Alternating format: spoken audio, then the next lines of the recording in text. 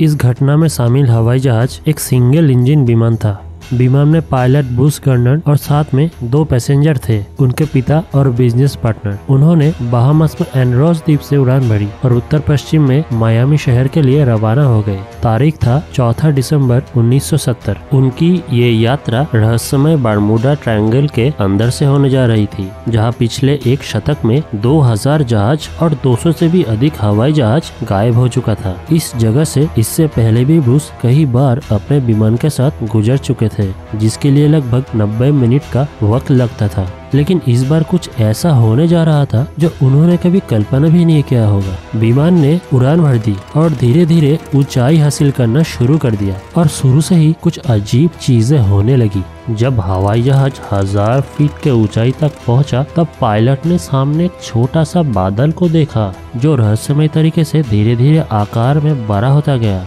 Bruce अपने विमान के साथ उस बादल के अंदर से गुजरकर सही सलामत बाहर आ गए। लेकिन इसके बाद जब हवाई जहाज 11,500 फीट के हाइट पर पहुंच गया, तो सामने फिर से एक और बादल आ गया जो आकार में पर्वत समान था और ब्रूस के पास इसके अंदर जाने के अलावा और कोई चारा नहीं था।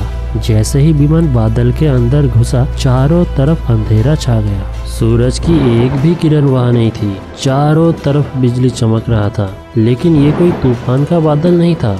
ये बादल 1 मील चौड़ा था, जो आकार में एक सिलेंडर जैसा था और विमान ठीक उसके बीच में से जा रहा था। ऐसा लग रहा था कि इस बादल के भूल भुलैया का कोई अंत नहीं है और ब्रूस को लगा कि वो इसमें से कभी बाहर नहीं आ पाएंगे। पर कुछ देर बाद ब्रूस को सुरंग के अंत में रोशनी दिखाई दी और ब्रूस विमान को उस रोशनी की ओर सीधा चलाने लगे। पर तभी अचानक से कुछ ऐसा होना शुरू हुआ जिसका कोई एक्सप्लेनेशन नहीं था। विमान के सारे इलेक्ट्रॉनिक इंस्ट्रूमेंट अचानक से काम करना बंद कर दिया और ऐसा लगा कि विमान को कोई अदृश्य शक्ति कंट्रोल कर रही है। ब्रूस विमान को कंट्रोल करने की नाकाम कोशिश करते रहे, पर तभी अचानक विमान बादलों से बाहर आ गया।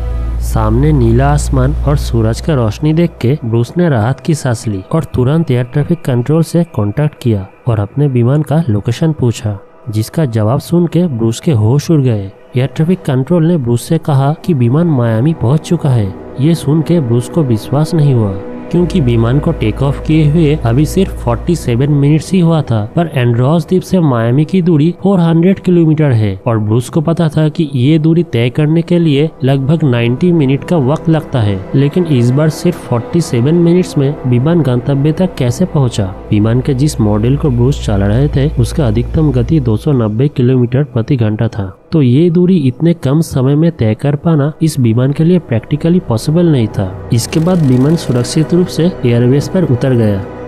तो उस दिन आखिर उड़ान पर क्या हुआ था? कुछ व्यक्तियों ने कहा कि इस घटना के लिए डार्क एनर्जी जिम्मेदार है। ये वही डार्क एनर्जी है जिससे यूनिवर्स एक्सपैंड होता है। हो सकता है कि उस दिन ये डार्क एनर्जी स्पेस टाइम को वहाँ पर मोड़ के एक वर्म होल बनाया था और ब्रूस अपने विमान के साथ इसके अंदर अकस्मात घुस गए। लेकिन किस्मत से इससे बाहर भी निकलने में सक्षम हुए और शायद इस वर्म होल के वजह से ही ब्रूस के विमान इतनी लंबी दूरी इतना कम समय में तय कर पाए। लेकिन ये वर्म होल भी सिर्फ एक थियोरी ही है और आज तक किसी ने भी इस घटना के पीछे छुपे हुए राज को एक्सप्लेन नहीं कर पाया है।